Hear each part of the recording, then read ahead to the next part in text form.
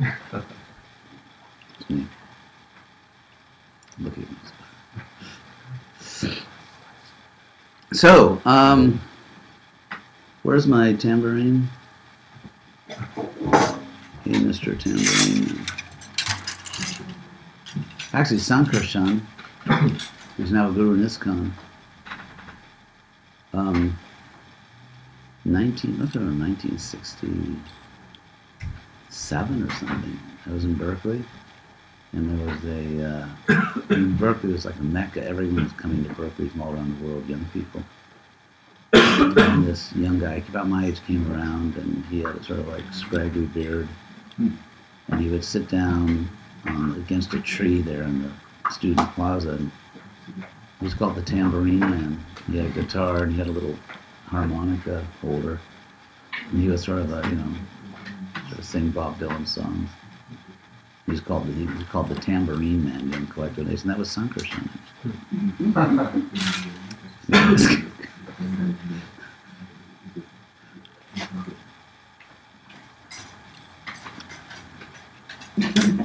My history has probably been more exotic, but Jaya Radha Madhava Kunja Vihari Jaya Radha Madhava Kunja Vihari Jaya Radha Madhava Kunja Vihari Jaya Radha Madhava Kunja Vihari Gopi Jana Vallabha Girivaradhari Gopi Jana Vallabha Girivaradhari Gopi Jana Vallabha Girivaradhari Gopi Jana Vallabha Girivaradhari Jasoda Nandana Vraja Jana Ranjana Jasoda Nandana Vraja Jana Ranjana Jasoda Nandana Vraja Jana Ranjana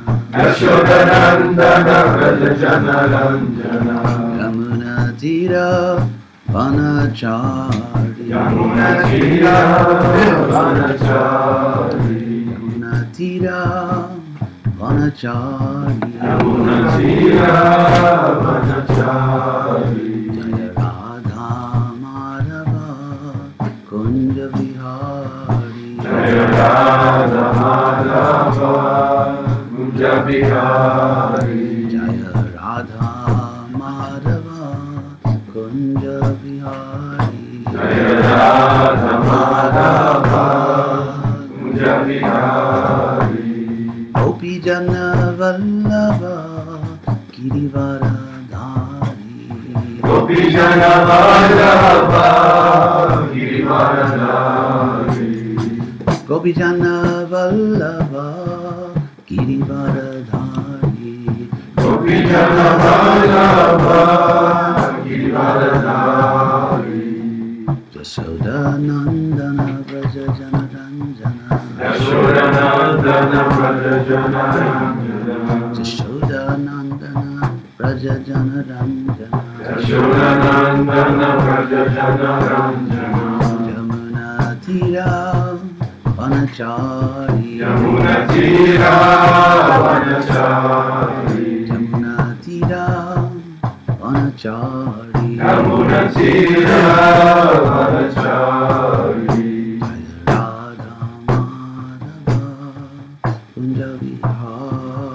Jaya Radha Madhava Kunja Vihari Jaya Radha Madhava Kunja Vihari Jaya Radha Madhava Kunja Vihari Jaya Radha Madhava Kunja Vihari Prabhupada ki jai, Radha Madhava ki jai. So this is, I guess, this program is Good Morning Krishna West Chapel Hill.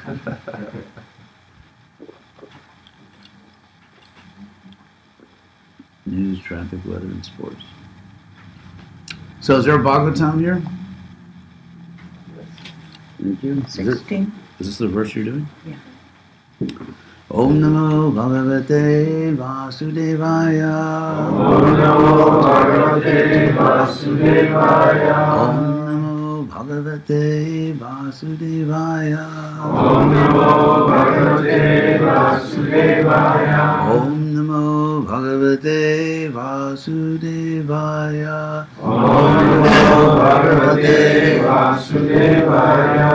Srimad Bhagavatam, Canto 1, Chapter 1, Text 17. So, anyone going to be translating? Oh, you actually do it first.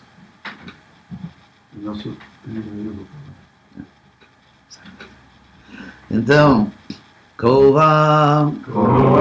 We should get some technology with the verses. Yeah, we have to get into the 21st century here. Bhagavatas Tasya Punya Shloka Idya Karmana Shuddhi Kamo Na Shinuyat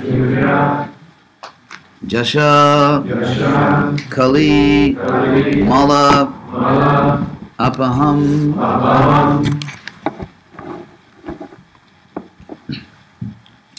So I guess I'll read it since everyone doesn't have the verse. Kova Bhagavatas Tasya Punya Shlokedya Karmana Shuddhi Kamo Nashinuyat Yashat Kalimalapaham. Lift this up a second. Just lift this. Okay. Then you put it down. So, Prabhupada's translation and purport.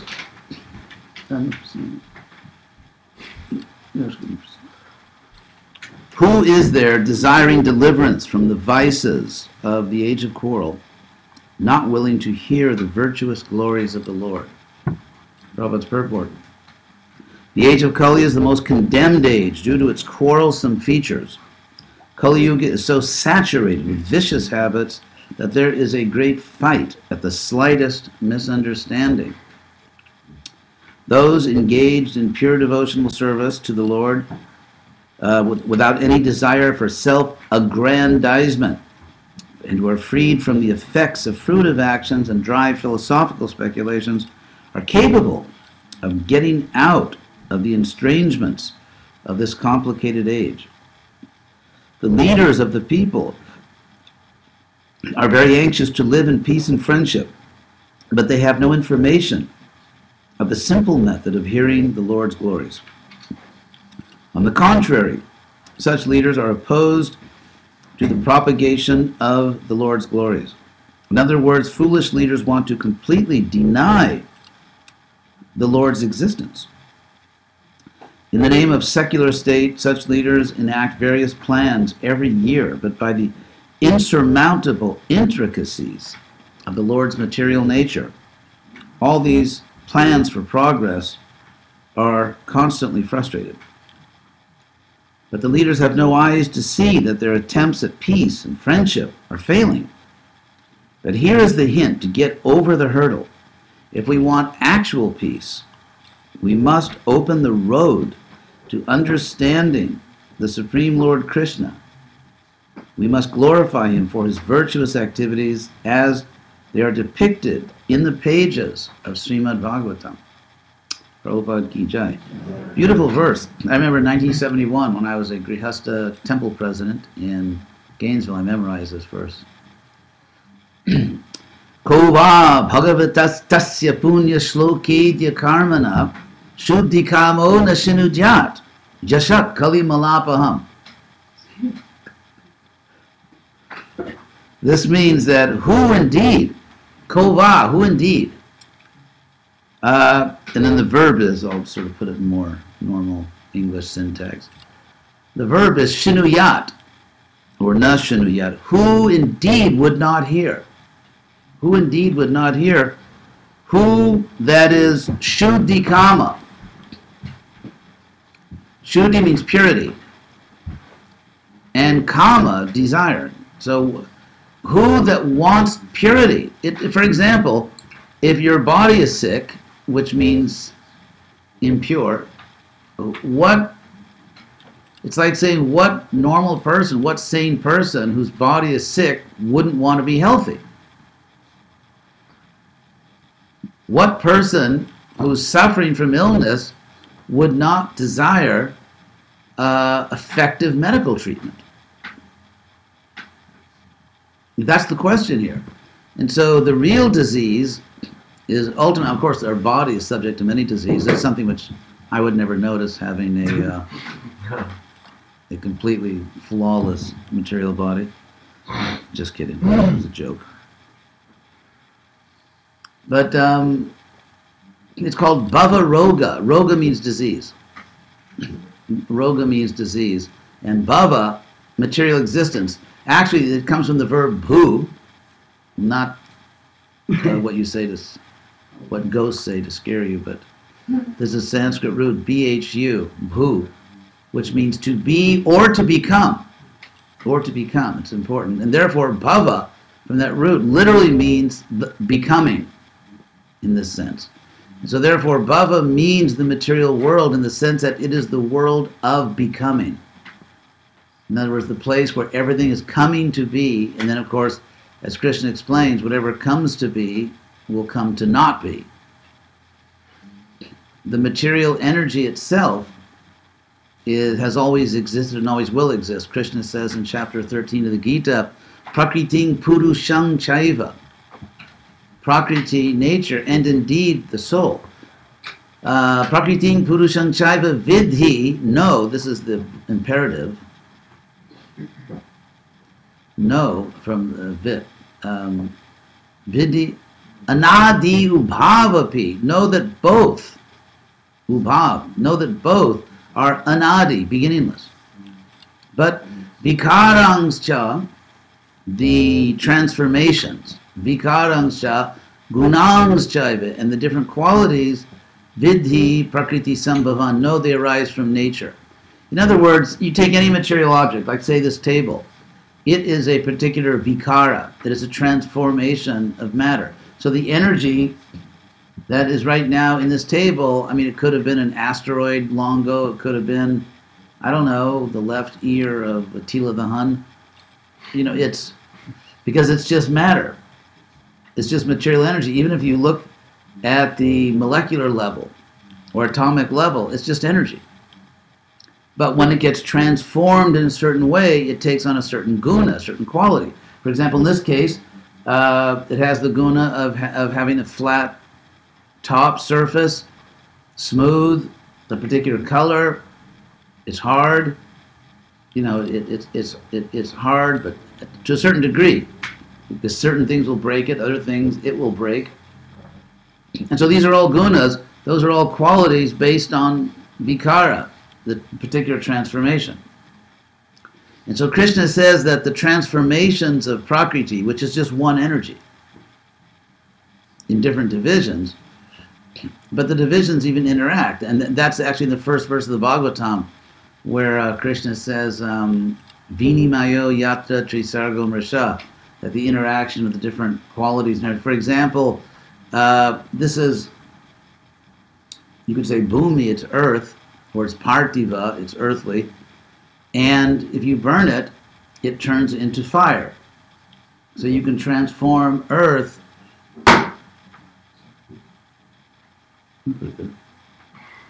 Oh, one stand up. So, it's earth, bhumi or apo, anala. Anala means fire, agni. Actually, I'm just going to make one brief little adjustment here so my computer doesn't go to sleep while I'm doing this. Only I have the right to go to sleep during my class.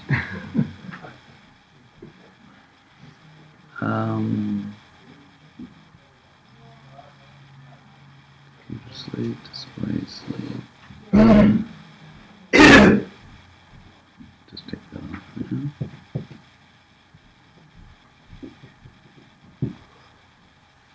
Okay. So, analo means fire or agni.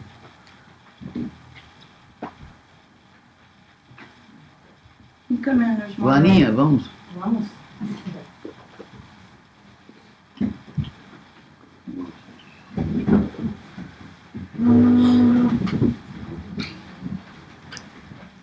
It won't kill us.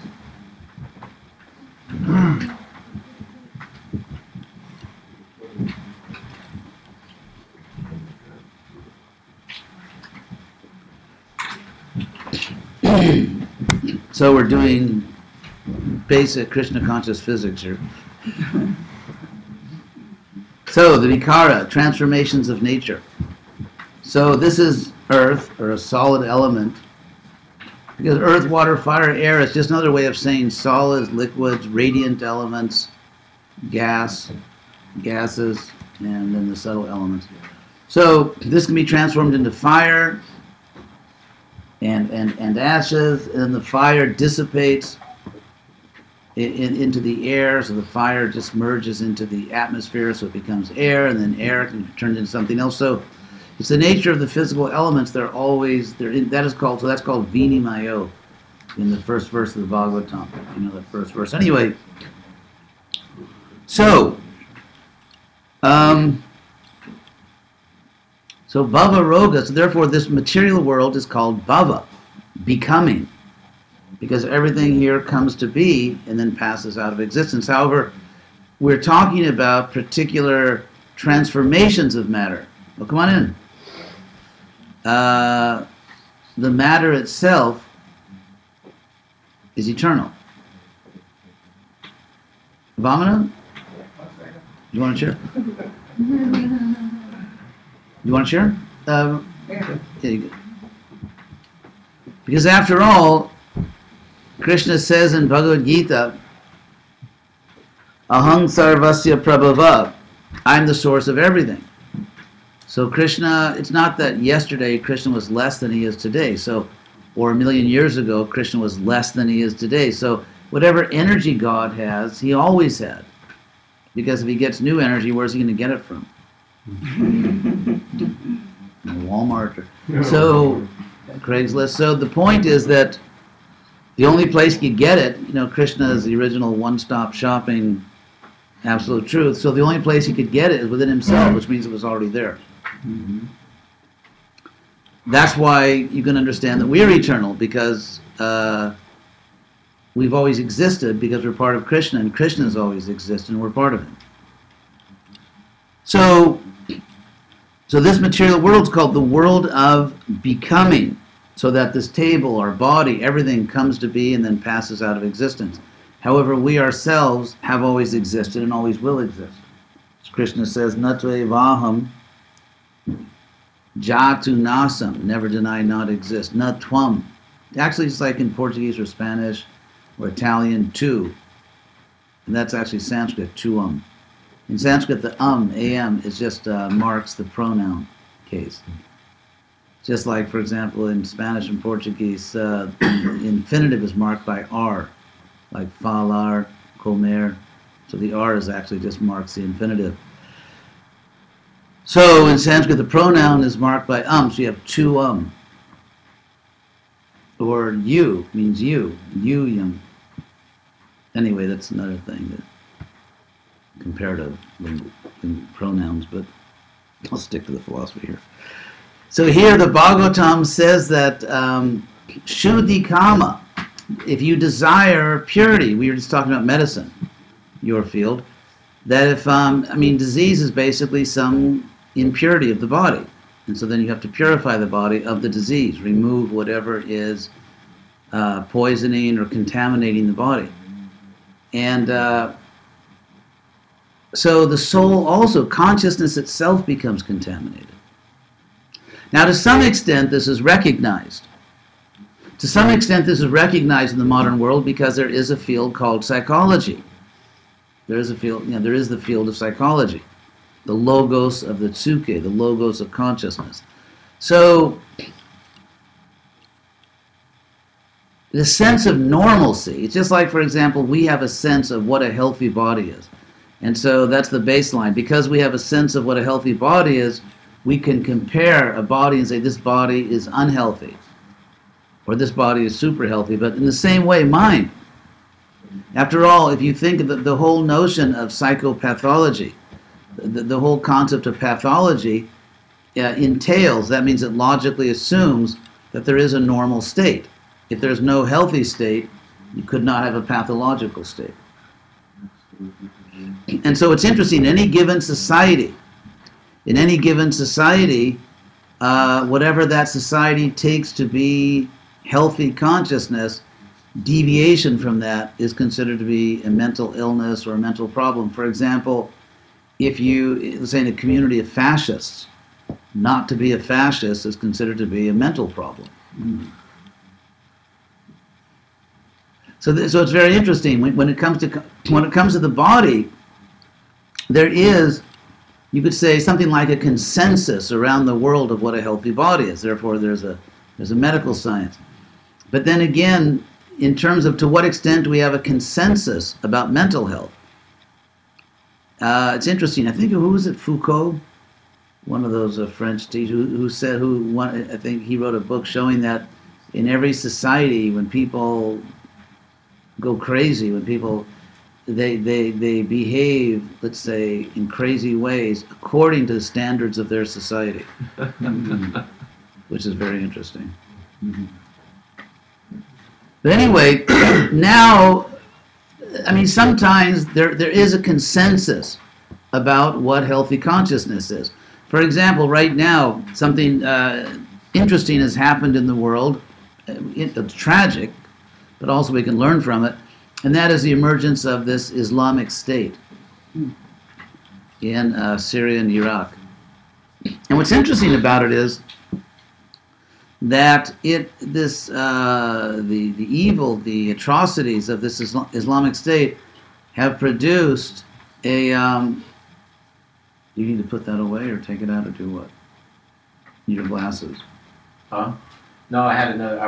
I was wondering. I had another pair of. Do you really need them right now? No. Okay, thank you. So, if you consider the Islamic State,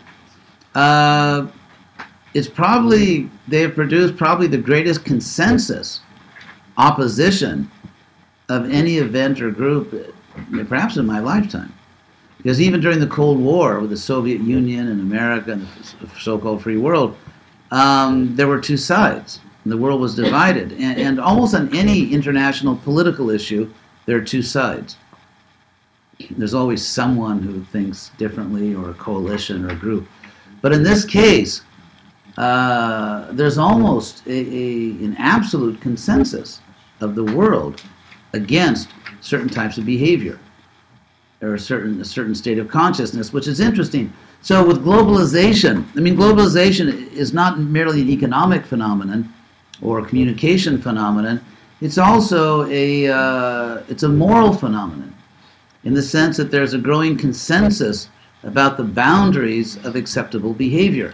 And of course, you have to have that in order to have international law. You can't have international law, or you can't have a United Nations that functions. And it's actually starting to function a little bit, which is remarkable, considering the United Nations. But, so the whole notion of, how should I put it?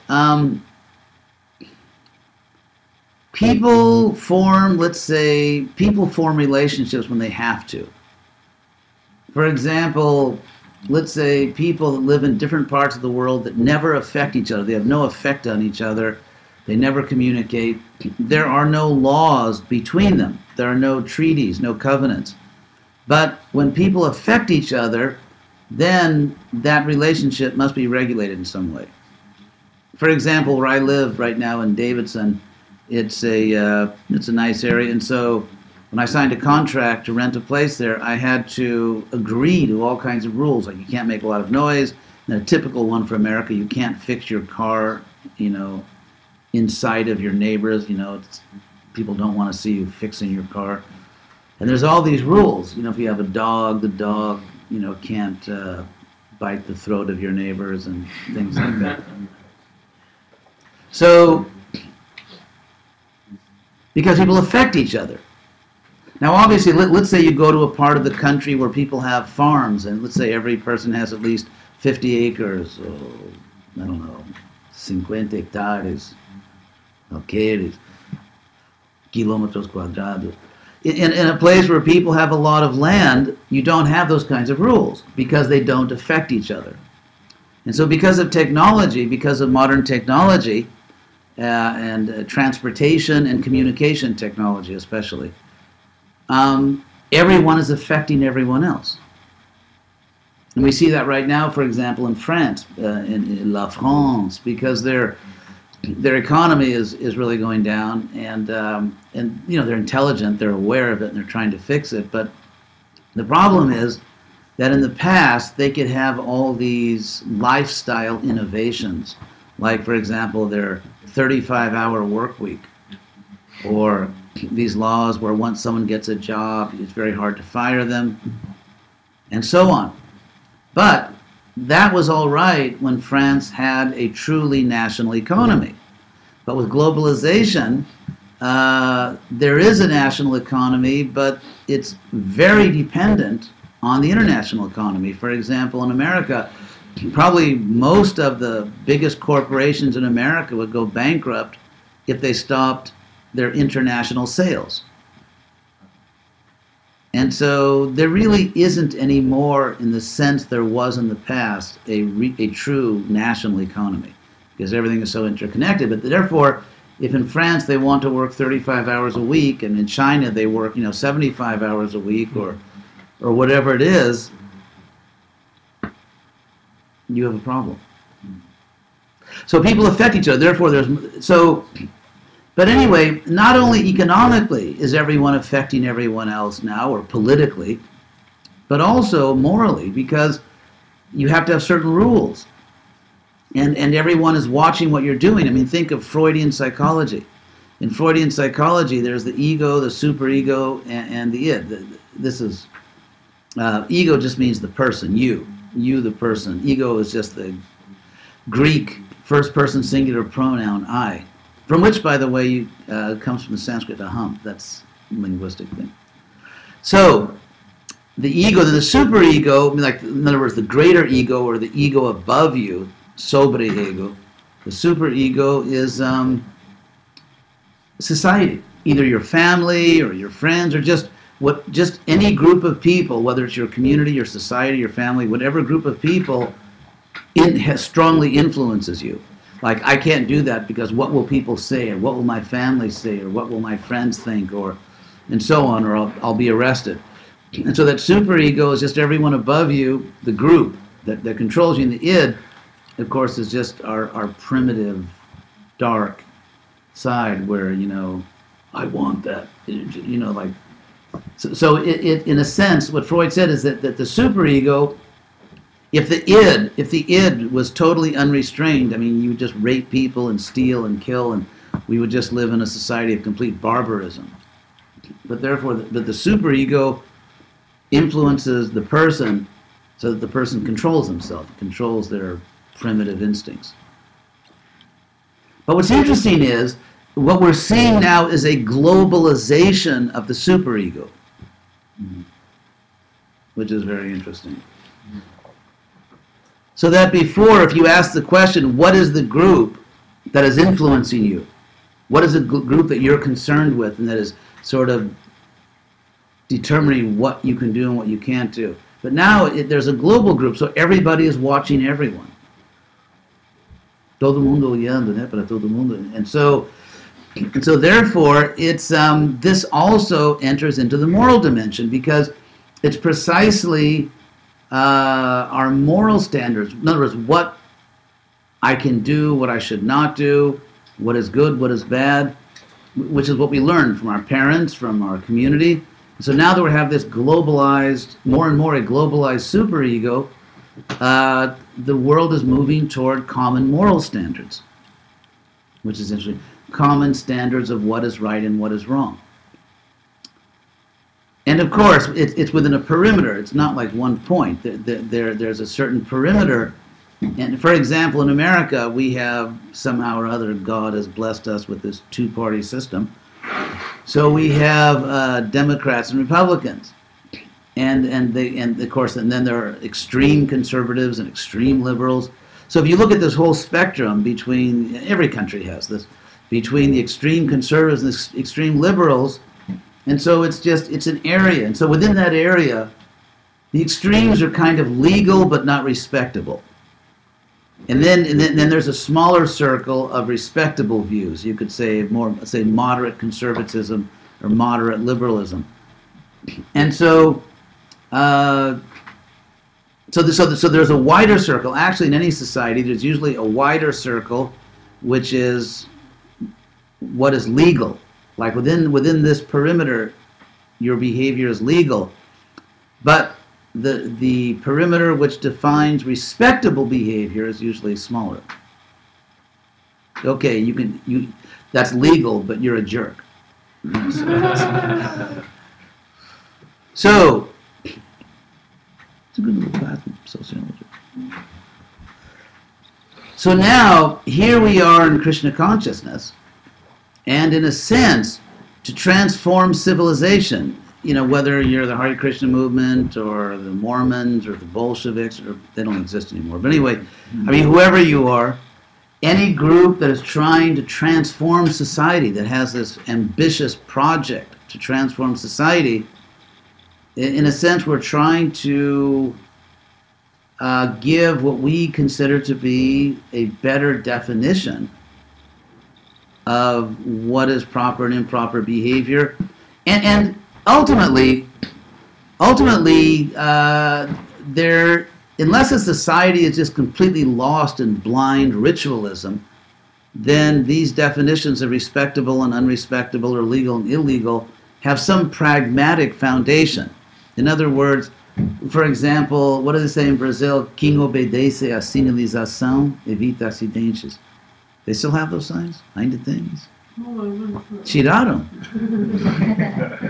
Eu achei bem legal essas placas. Quem obedece, dirija com mais amor. So, anyway, they used to have these signs. They really took those signs out? Yeah. Oh my God. See? Ainda tem. Anyway, it means in Brazil, they have these road signs that say... Se beber, não dirija. Huh? Se beber, não dirija. Yes. If you drink, don't drive. They have these signs say those who... Okay, let's take that one. That's easy. Se beber, não dirija. If you drink, don't drive. Now, that's not just a ritual. That's very pragmatic, because society has experienced that people that drink and drive, or drink and text, which is actually about the same, or worse. I'm sorry, drink and text. Yeah, text and drive. If you text and drive, it's probably people that text and drive have more accidents than drunk drivers. But anyway, so the reason these rules are there, the reason these laws are there, it's not a blind ritual. So, for example, let's say there's a certain event, a social event, which is called a black tie event. You're supposed to wear a black tie. Yeah. So the point is, it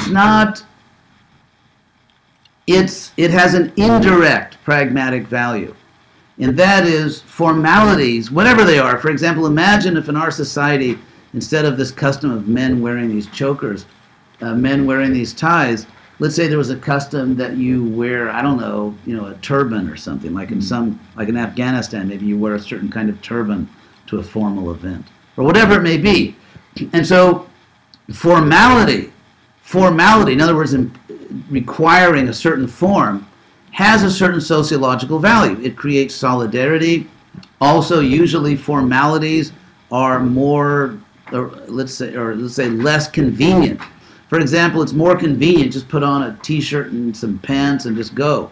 So to put on a tie is less convenient. It's more trouble.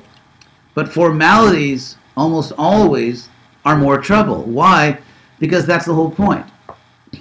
Because in the process of making that, let's say, that little sacrifice of dressing up or, speaking a certain way, it actually fixes your consciousness in certain special social obligations.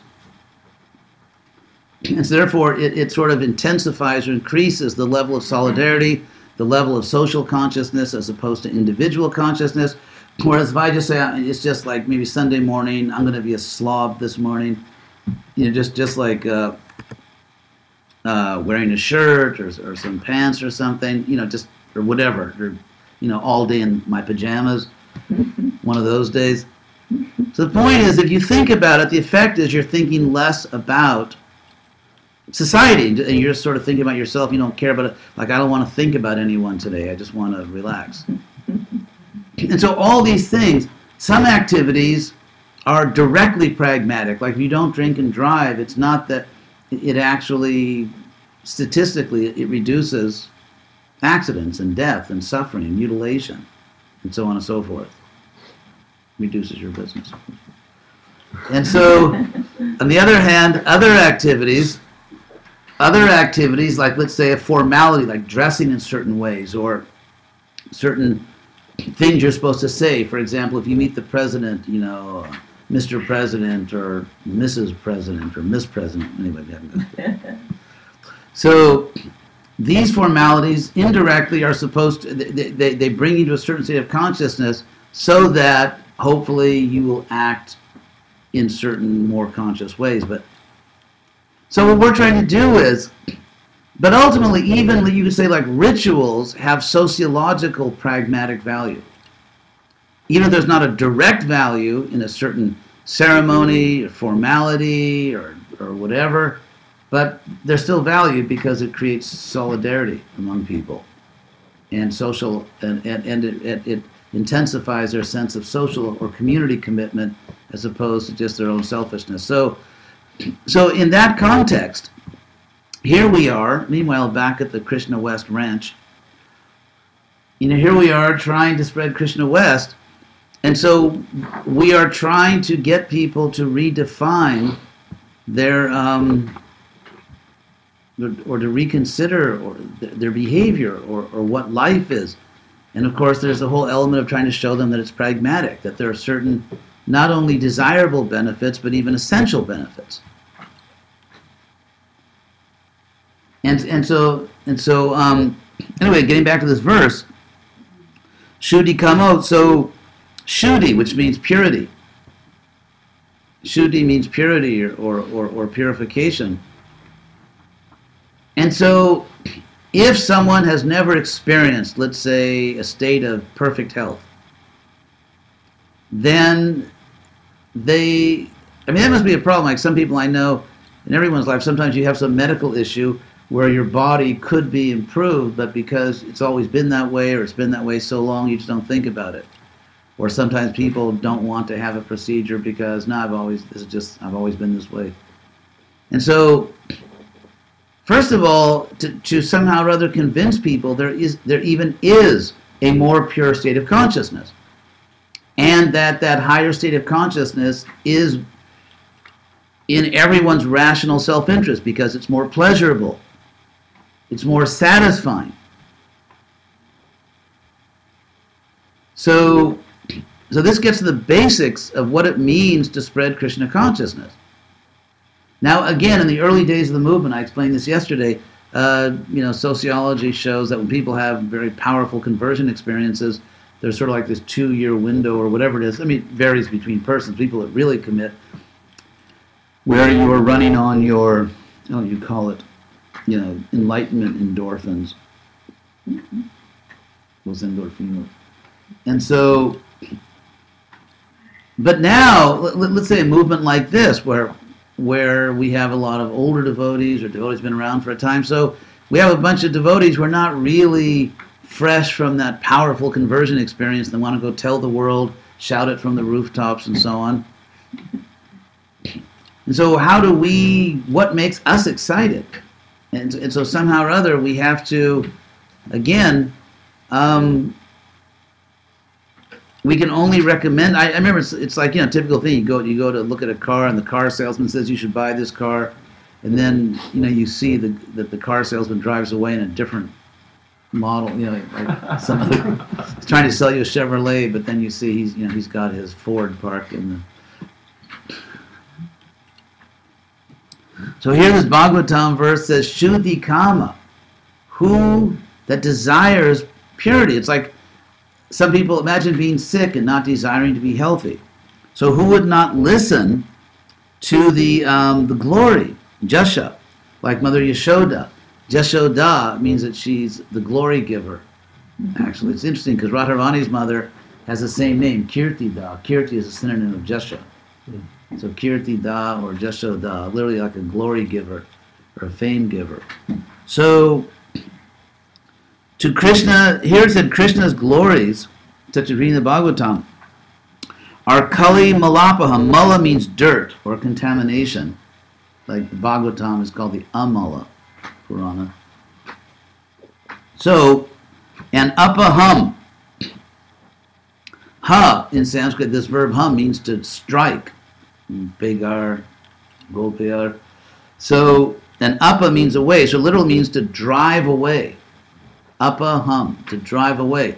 So Krishna's glory drives away the contamination of Kali, of this age. So you have these two words obviously juxtaposed. You have Shuddhi and Mala, where Shuddhi means purity and Mala means contamination.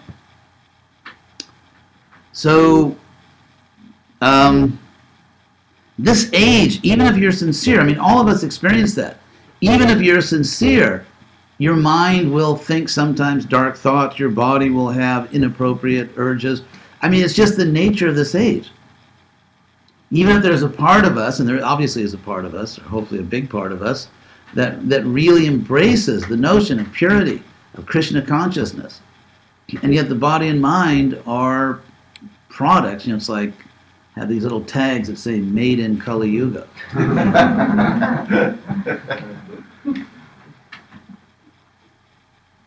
So that's the problem. So the Bhagavatam, it's like a rhetorical question. Who indeed that wants to be pure, the happiness, like when your body is pure, you feel good.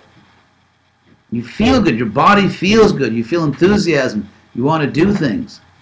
So imagine when consciousness is pure. Pure consciousness is naturally full of bliss, enthusiasm, devotion. So Bhagavatam says, who would not hear the glories of the Lord, because Krishna himself is punya shloka. Punya means holy, or again like pure, and shloka. Someone, to make this claim that holy verses are written about me, I mean, who can say that? Like anything that anyone says about me is holy. It's a holy statement. Not really. So, but in the case of Krishna, all the true descriptions of Krishna are actually transcendental sounds. Krishna is so pure that every true statement about Krishna is a spiritual sound. So that's the meaning of punya shloka. And then idya karmana means that his actions are worshipable. And so by hearing them, it will drive away the pollution of this age. So that's why Prabhupada came. That's what the Krishna consciousness movement is for. That's what our little branch of it is for.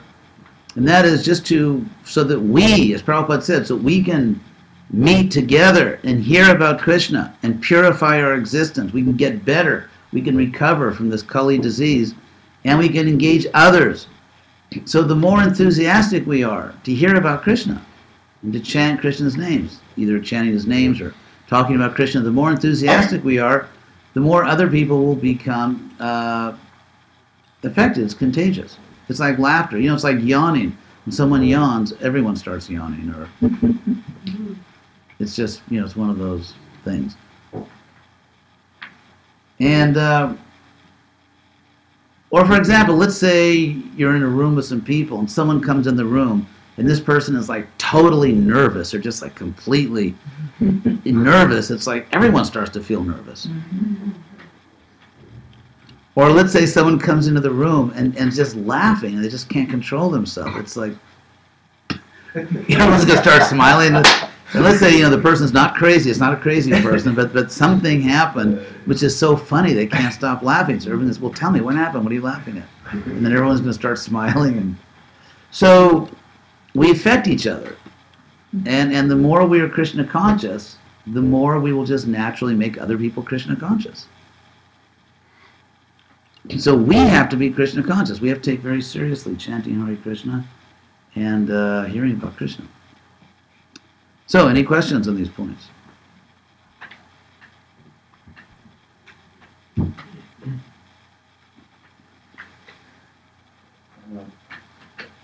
degree, the media plays a large degree in our information gathering For lives. us or for people in general? For people in general, and devotees is even used, have seemed to. The media is, first of all, technology. yeah, we should use the media. Nowadays, everyone knows the internet has democratized the media. So that it's not like it used to be that a few major media outlets just control the information you have access to. Now there's like just unlimited sources of information. If you don't like this view on it, you can find someone who's going to say something else about it. So actually, for those people who, I don't know what should I say, suffer from conspiratitis, who just see conspiracies everywhere. Actually, the digital age has made that more and more difficult because there's just too many sources of information. Everyone has their camera. I mean, policemen can't even abuse people anymore because there's always someone taking a picture of it. So anyway, so we have to use the media. Anything else? I have a question, but it's not related to the verse. Oh, well, why don't we first do the Jagannath? No, but it was about Since we have to affect people in this Krishna consciousness process, what should be the approach of the Krishna West devotees to comply with Srila Prabhupada's desire to spread his books so that society do not react in a negative way? How should we do it? Prabhupada also asked his disciples to write books.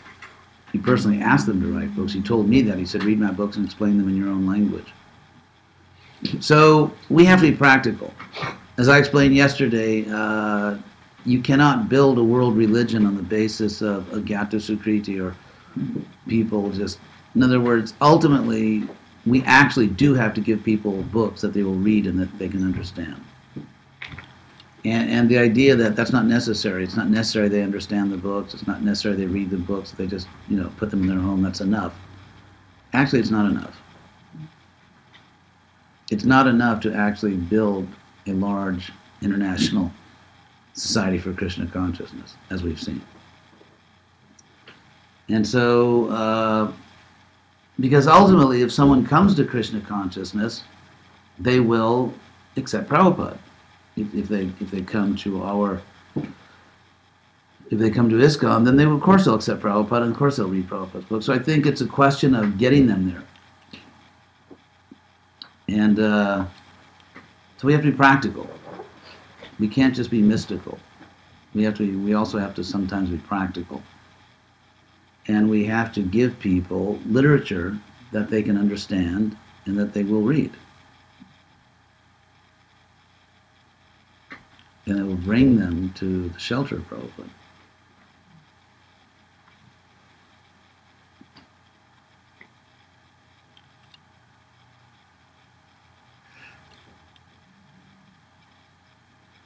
So, no other questions? Yes? no, yes. This is what we can do. What is the best way to do? It's a question that is in my head from yesterday. When you give the class and you say that we need to get the same spirit we have in the past.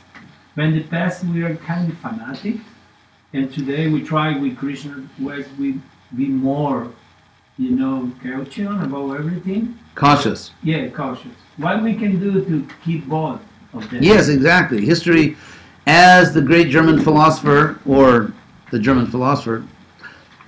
Hegel said, Friedrich Hegel, that history moves dialectically.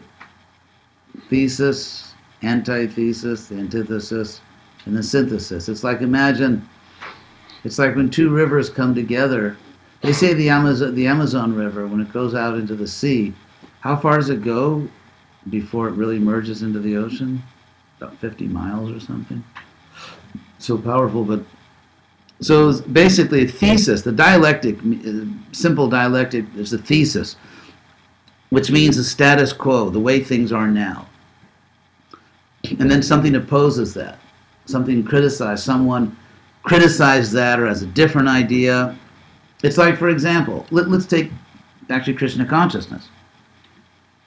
That there was a status quo in America. When Prabhupada came to America, there was a status quo, the way the country was. And then Prabhupada came and gave a radical critique of the status quo. He gave a radical critique of that. And then you have people joined him. So you have American Vaishnavas and the real point is, are those Vaishnavas simply going to be the antithesis of America, just the opposite, or is there going to be a synthesis?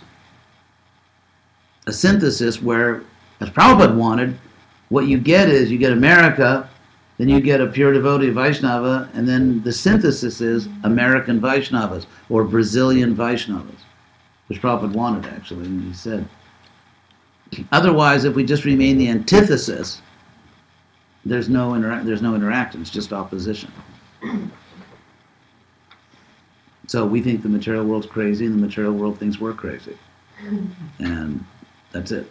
It's just, it stays that way. So we have a headless body, the material world, and then we have ISKCON, a disembodied head. And they're just sort of floating around each other. Interestingly, the sin, S-Y-N, in the word synthesis, is the Sanskrit sang, S-A-M, from which you get sankirtan. Same word, with the same prefix. So now, what's that? Interesting, you call Prabhupada a radical of the 60s. Well, yeah, he made a radical critique. Well, the word radical means from the root, at the root. Radice in Italian means the root. Yeah, he made a radical root criticism. So take ISKCON. Now look at ISKCON, the dialectic of ISKCON.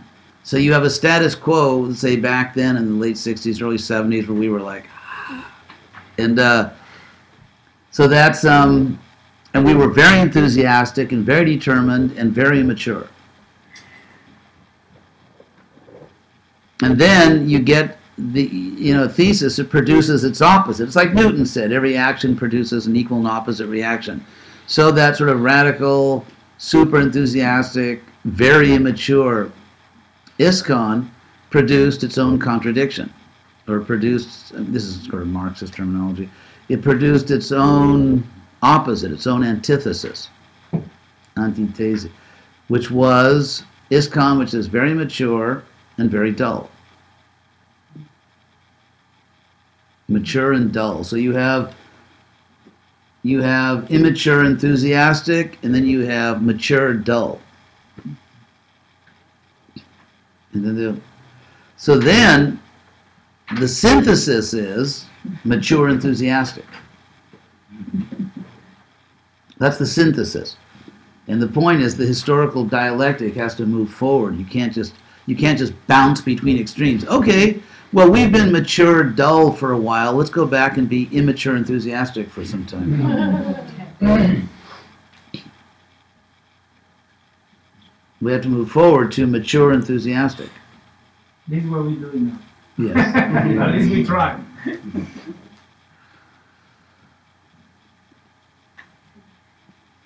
Oui, monsieur, qu'est-ce que tu voudrais demander?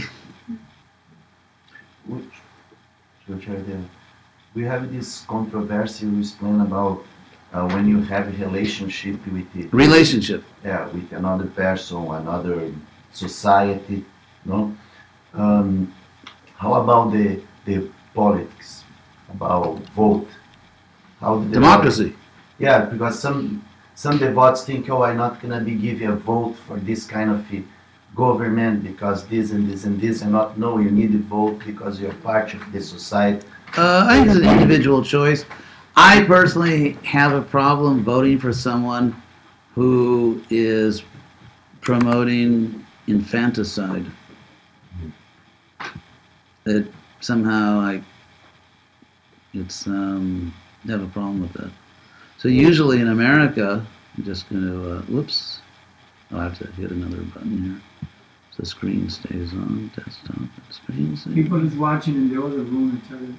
Oh, what other room? We have a TV and they're connected to the system. They're watching the class. Oh, that's nice.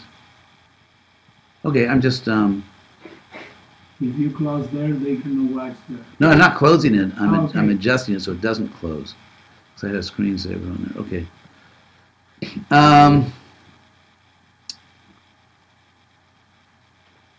Yeah, it's, there are moral dilemmas. It just depends. For example, to say that some people say you should take the lesser of two evils, and some people say you should avoid the evil of two lessers.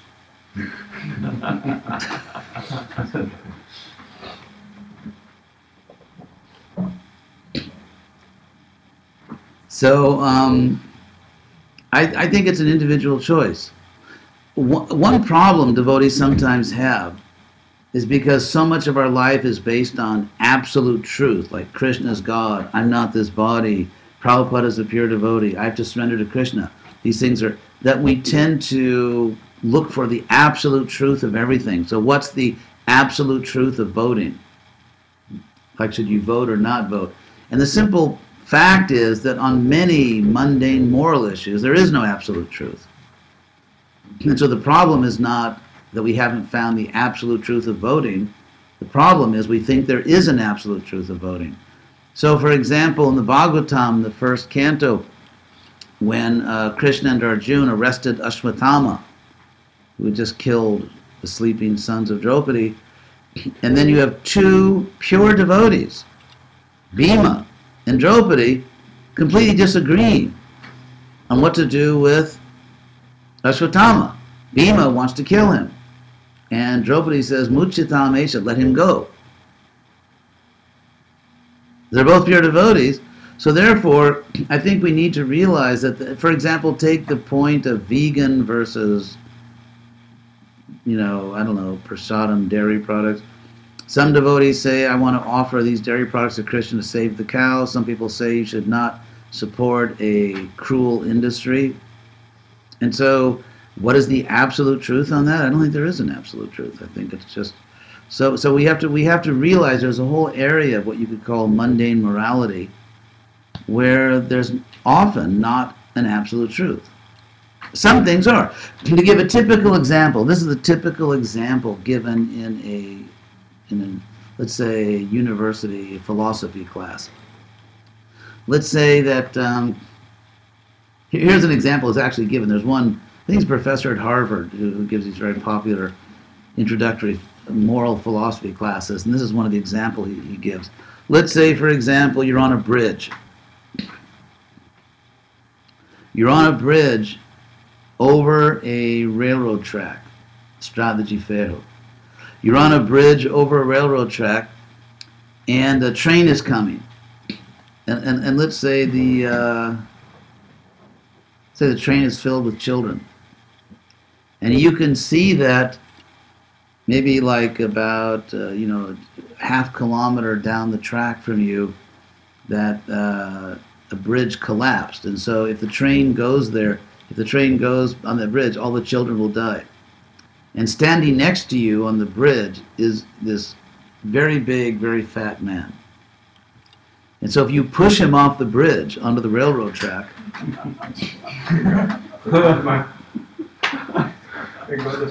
he will die, but the train will stop and the children will be saved. So what do you do?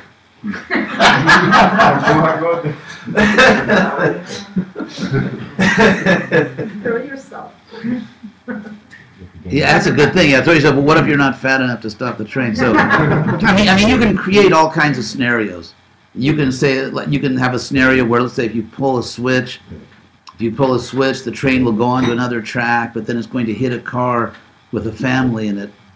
So you'll save this many people. I mean, you can create innumerable scenarios. But the idea is, what do? Do you knowingly, intentionally kill somebody or kill a small group of people for greater good? Like, how far do you take utilitarian ethics? And if you say, okay, what's the right answer? It's not, that's the problem. I mean, you could say that, well, we must be utilitarian and we must kill, let's say, 5 innocent people, maybe a family, to save 50 innocent people. And then you say, well, if I don't kill the 5 innocent people, then I killed the 50 innocent people. In the sense that I had in my, for example, let's say,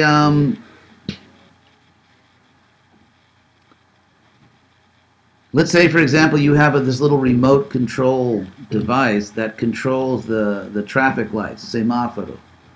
And so if you push a button, then the light going in both directions will be green, and people will be killed.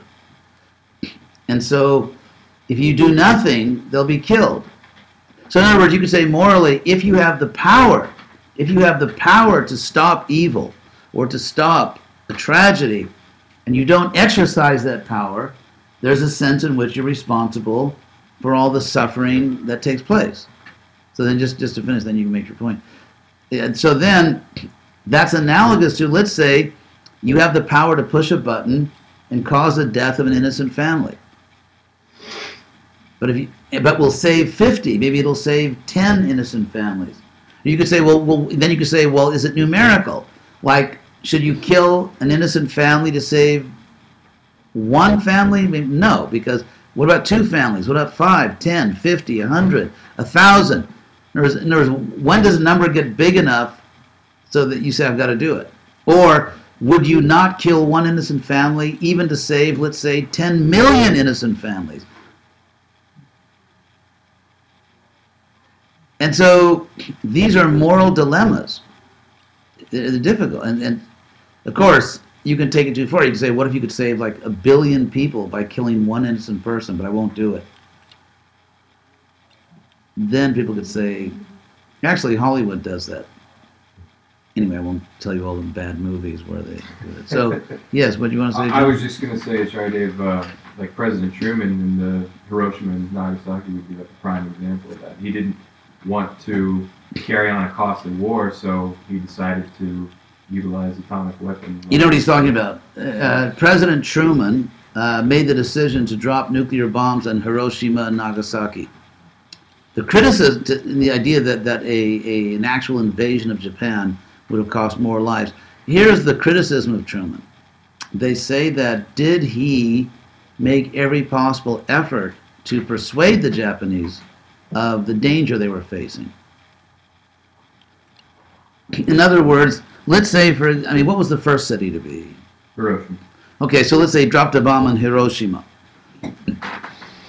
Did he make every possible effort before he dropped the bomb on Nagasaki to convince them that, do you want to stop the war? Or did he do that? Why didn't he, for example, take some uninhabited Japanese island? Because, in Japan there's all these little islands, and maybe just completely annihilate a whole island, and then say, okay, fly over it, and that's what's going to happen to your cities. So did he do that? Yes? Well, he kind of did. How's that? Okinawa was one. That was second one. What's that? Okinawa was an island, a Japanese island off the coast of Japan, which they attacked. They didn't drop Well, not the with bomb there. the- not with the bomb. They didn't drop the bomb there. They No. didn't drop the bomb, but that demonstrated what was going to happen. No, but that's not my point. They probably thought that, okay, we'll take our chances with a land invasion.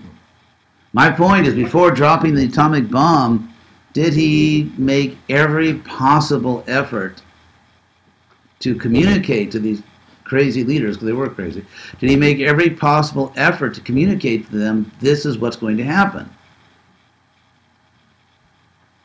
If he didn't do that, then I think I wouldn't want his karma. For all the glove jamans in Rajasthan or something. There's the argument that he dropped the bomb to show other people not to mess with us, and then that's somehow avoided all kinds of wars. Maybe. But no, it's because if you take an island, not just some little island, but I mean or just something, and just totally annihilate it, just totally obliterate it, I think a lot of people would have got the message. Because actually the message that people got from the attack on Hiroshima and Nagasaki was not don't mess with America, it was we need a nuclear bomb. I read that once they dropped in Hiroshima, they have a negotiation, and still the leader said, no, we don't want to surrender. And they dropped the second one and said, no, we don't want to surrender. Well, the third one is in Tokyo. Oh, wait a second. That's what I read. I mean, the Japanese, they did, we have to remember also that Japan was the land of the kamikaze. Samurai culture. Yeah, I mean, it was the land of the kamikaze. They had Japanese pilots who would, in fact, in French, what I say, like a suicide bombing, they call it kamikaze. That's the word in French for suicide bombing. And so, I mean, it was a complicated situation, and the Japanese leadership was extremely proud and even suicidal. So it was, yeah,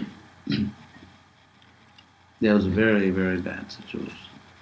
Yes? You don't know now, a lot of the civilians were just committing suicide instead of being captured. There was a huge, huge amount of. Well, it may have been. I wonder what they were dealing with when Yeah. they went into Okinawa. Yeah, because sometimes the government told people that if the Americans capture you, they'll do these horrible things. You go. Right. It was. What about killing a person to save a village? Kill a village to save a. Well, it's the same. It's the same story. It's the same. It's the same dilemma. And then, of course, you get philosophers like Kant, who was, who said that the act itself, morality, all of the morality of a particular action is in the act itself. In other words, according to Kant, I know because I have a good friend who is a lady who's a philosophy professor in California, San Luis Obispo. And so we were discussing this. So according to Kant, here's a typical example given in philosophy classes. Let's say it's 1943, and you live in Amsterdam, and the Nazis are controlling the city, and Nazi soldiers are going door to door and looking for Jewish people. And so they come to your door, and they say, are there any Jewish people living in this building? And further, let's say the circumstances are that if you lie and say, let's say there are Jewish people there, but if you lie and say they're not, the Nazis have no way of discovering the truth. Let's just say that, we can set it up that way, that that's the situation, that if you lie, they have no way of knowing that you lied. So therefore, you're not risking your own family, you're not risking your own life, it's just about telling the truth. Kant, the philosopher Kant, which apparently my friend said is because he was raised in this like really strict, severe Protestant thing. According to Kant, you have to tell the truth. Because morality, the good or evil of an action is completely contained in the act itself, which of course is crazy. Now take Krishna. Krishna gives the opposite teaching. In the Mahabharata, Krishna gives the example of a great sage, a very famous yogi, who was famous for telling the truth. If anyone asked him a question, he would give a true answer. So one time this yogi was in his ashram, and some terrified people, frightened people came running through the ashram, and then they hid in the forest around his ashram. And then these criminals came who were trying to kill and rob them. And the citizens were innocent. So they asked the yogi, did you see any people run through here? And so the yogi he said, yes. Where are they? They're over there. So then the criminals killed them. And so Krishna said, Krishna says in the Mahabharata, because that yogi told the truth, he went to hell. And not only went to hell, but he went to a terrible hell. And so then Krishna says, truth, which produces evil, is not truth. And so-called untruth, asatya, which produces good and saves people, that's actually truth, because there was a higher moral truth. And so, from Krishna's point of view, and also from common sense, a complete description of an action must include its consequences. For example, if, let's say, one person shoots another person, and then the killer says to the police, "I never touched the person. I didn't kill the person. The gun killed the person. But I unleashed an activity which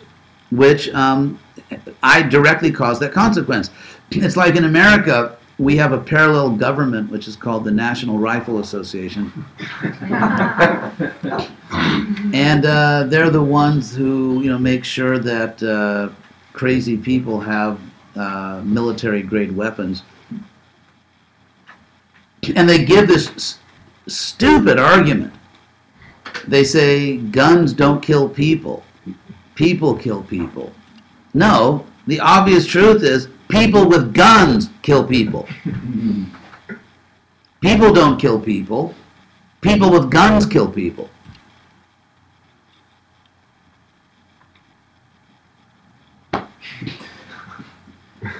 So therefore, the point is that a complete description of an act for the purpose of moral evaluation. If you are describing an action and the purpose of your description is to make a moral evaluation, a complete description of the act must include its consequences.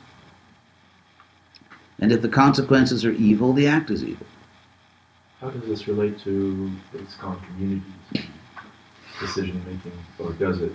And if it does, how does it? In what sense? In what sense? Oh, that's what I'm asking you. In any sense. Well, I don't know any ISKCON leaders, or I hardly know any ISKCON leaders that are directly causing evil. There's one or two that I think really need to be medicated. My question is related to that. When they treat devotees bad and they leave the temple and they say that I didn't do it, he's in Maya. That's a perfect example. Devotees come, Okay. they treat him like a jerk, and then they leave the temple and they say, hey, he's just in Maya. In some cases, actually, he's not a jerk. So, yeah, I mean, obviously, when you have a position of power and authority, you can cause harm to other people, and that can cause a fall down. If I behave in such a way, if I treat people in such a way that I harm their spiritual life, that will come back to me. I'm going to harm my own spiritual life, and therefore we've seen that abusive leaders tend to they don't have a high spiritual life expectancy. We have a question online. Yes. This is Prabhu Parang Shreya. Let me see that. Bring it over here. Parang Shreya. Wie geht es dir? Danke für die Frage. Here's it. Jagannath Das here. Where's the question? Yeah, it's underneath it. Somebody touched it for me. You touched it.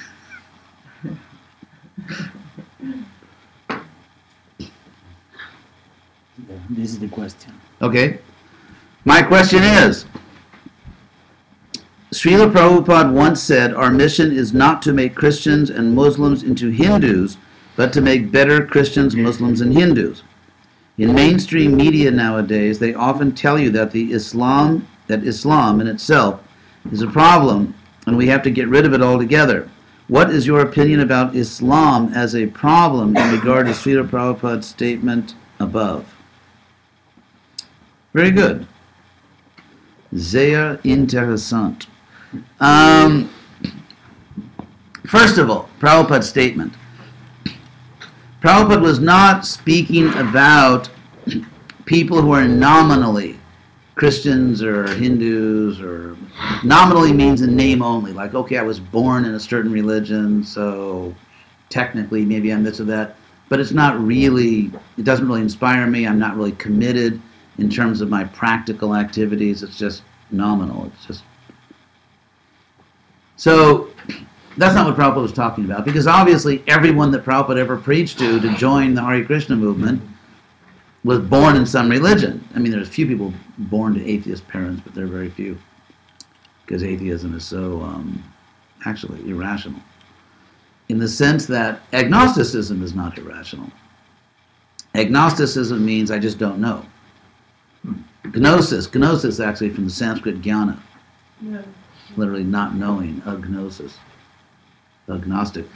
To say I know there's no God is absurd, because if there's no God, no one knows everything. No one's omniscient. If no one knows everything, no one knows if there's a God. So to say that to be atheism is just, I think it's extremely irrational. Agnosticism is sort of intellectually respectable. But at the same time, we have to make an effort. To say I don't know and I don't want to know, ni quiero saber, that attitude, that just means someone is foolish. So, I'm sorry, Parang Shreya, getting back to your point. How do I get... Uh-oh, I lost it. I'm sure he's online anyway. Okay. No, but I wanted to see his question again. And you can't talk to me. So that's the first thing. Everyone Prabhupada ever invited to join ISKCON, and he invited almost everyone he met to join ISKCON, obviously was 99.9% of the cases was born in some religion. So Prabhupada wasn't talking about people who are strongly committed. If Prabhupada met, let's say, like a Catholic priest or a Protestant priest or rabbi, if Prabhupada met someone who is obviously committed to a religion, then he would respect that and say, Krishna consciousness will help you. In the case of Islam, and saying that Islam is intrinsically, inherently, irremediably violent and dangerous and just incompatible with modern civilization. I would say that is not what most educated people think. And there's one, what's that man's name? Professor Reza, I think. Teaches at UC Riverside, your school, right? And he makes a point, which is a valid point. I think he goes too far in other areas, but he makes a valid point that you have to, whenever you have a world religion, whether it's Buddhism or Islam or Christianity, basically you have two components that are interacting. One is you have a religion, whether it's Buddhism or Christianity or Islam. The other thing is you have an indigenous culture. You have a civilization which exists there. So, for example, if you look at Islam in Indonesia, it's very different than Islam in Saudi Arabia. Or if you look at Islam, let's say in Turkey, it's very different from Islam in, let's say, Yemen or Afghanistan. And so, for example, you have these statistics. On the other side, you have these statistics. For example, take the Gaza Strip. In the Gaza Strip, most people, the majority of the people feel that if someone leaves Islam, they should be killed. A majority of people, these are real statistics, done by reliable professional sondages, surveys. A majority of the people feel that if a Muslim gives up or just joins another religion, they should be killed, that women that commit adultery, or men also, should be stoned to death. And there was another one which was really cute. It was, stoning to death, that's always good. And kill people that leave the religion. Oh, and then under certain circumstances, honor killings are justified. In other words, if your daughter marries the wrong person, you can kill your daughter. And so a majority of people in the Gaza Strip feel that under certain circumstances, that's okay. And when you get to countries like, let's say, Pakistan or Afghanistan, the numbers go way up. It's like, it's not just a simple majority. You may get like 80, 90% of the people that believe that. And of course, but then again, Whereas you're not going to find that in Turkey, you're not going to find it in Indonesia, you're not going to find it in other places, you're not going to find it in India even. So then there's another point, that if you look at those countries, you find that you get those radical views in general, not always, but in general, in countries that have very low levels of public education. So the more you have public education, the tendency is, not always, you get less of that, percentage-wise. But then again, you get a country like Saudi Arabia. And Saudi Arabia, of course, is like sui generis. It's a very special country because, first of all, that's where Muhammad was from. And so they have Mecca, they have Medina, and they also have a monarchy, which is, basically taking billions of dollars for their extended family.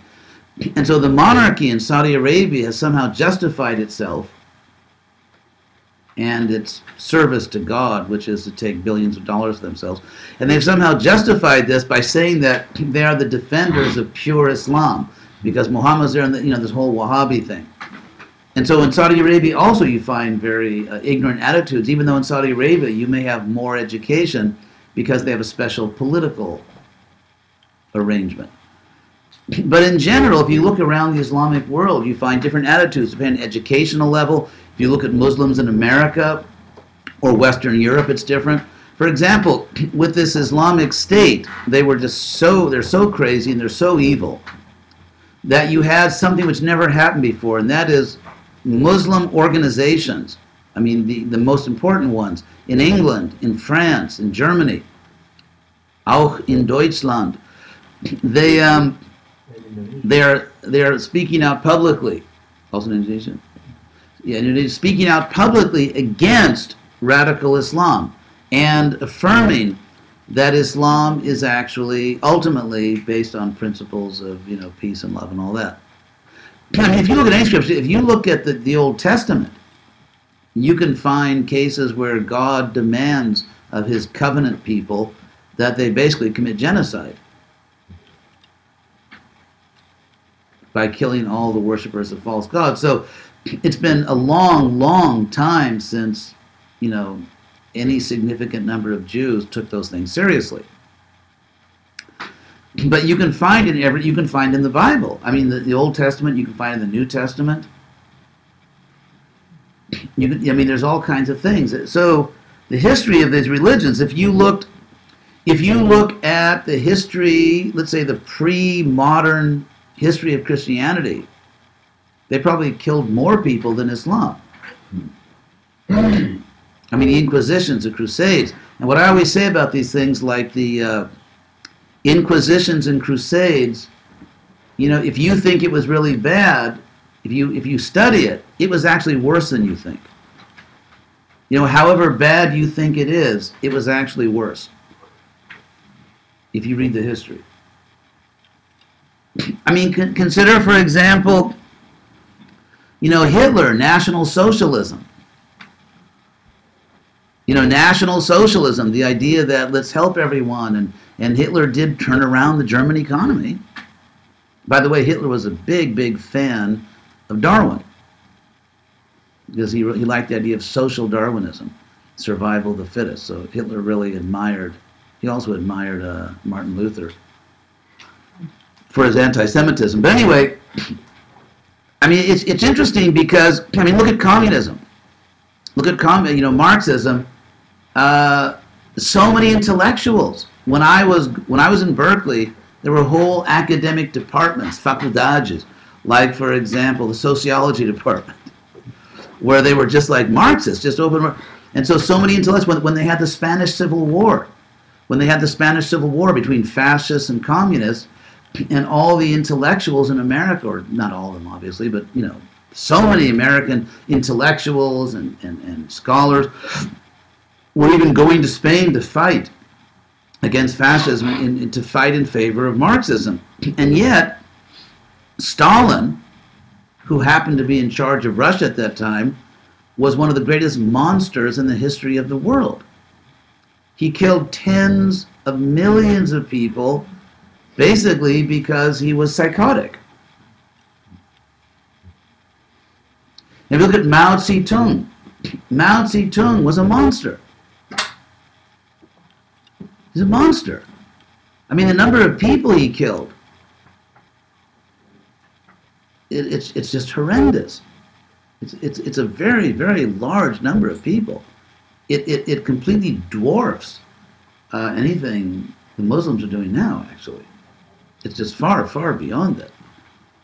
So therefore, I mean, look at democracy. I mean, there was a time when Mexico had a so-called democracy when, you know, and they had a student demonstration, and the Secretary of the Interior, el Secretario del Interior, Echeverria, who also received the Bhagavad Gita, but anyway, he called in these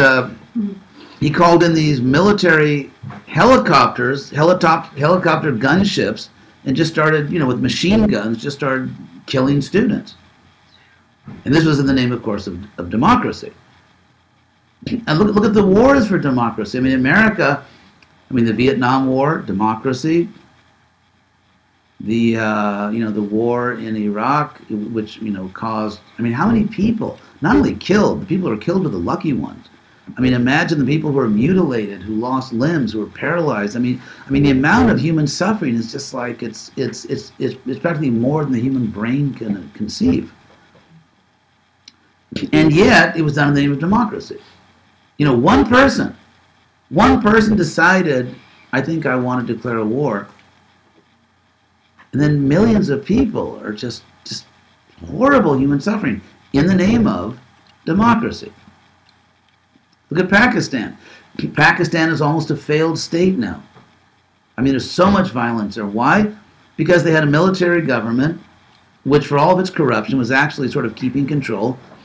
And then, you know, Americans and other Western people and people in Pakistan, no, democracy, democracy. So they got democracy. Now it's just like, you know, it's absolute chaos. I was in Los Angeles actually years ago, and I went to buy glasses, oculista, and the lady that waited on me, a very nice lady, was actually from Pakistan, and that's when that Musharraf was still in power, and she said they're going to destroy the country. They're going to destroy the country.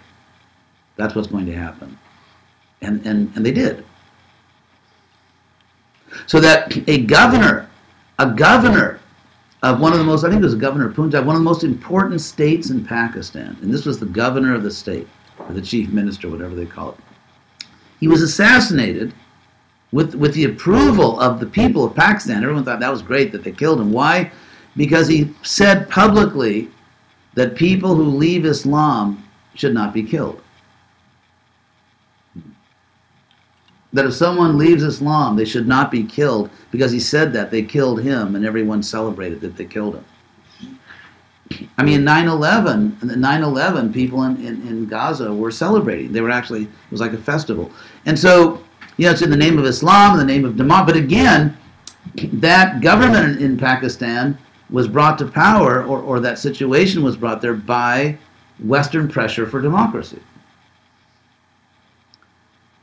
So, to look at Islam and say, who is the real Muslim? You know, is it the educated Muslim in England, or in New York, or in Jakarta? Is it the uneducated Muslim? Because if you look at countries where you have a large percentage of people who are uneducated and become fanatical, so it's, again, there's all these other factors. And it's how people, you know, appropriate and exploit religion. So to say that Islam intrinsically, at its best, is evil, I don't know. As we know, the Renaissance came to the Islamic world before it came to Europe. The European Renaissance actually came from the Muslim world. And so there was a time when the Muslims were the Renaissance people, building the libraries and more cosmopolitan. And the Europeans, especially Western Europeans, were the terrorists. Mm-hmm.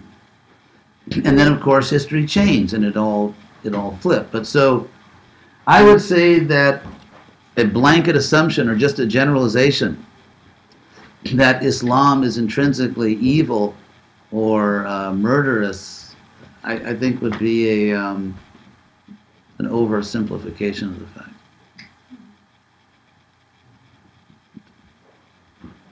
Well, probably there's an answer. Anyway, I guess we'll stop now.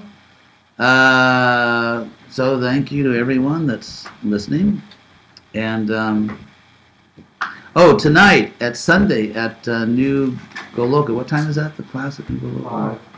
No, it's 5:30. Oh, yeah. Yeah, Phone 5. starts at 5, but the class starts at 5:30. Okay, at 5:30, New York time, I say, for international viewers. We're going to have a class in New Goloka. Thank you all very much. And Hare Krishna.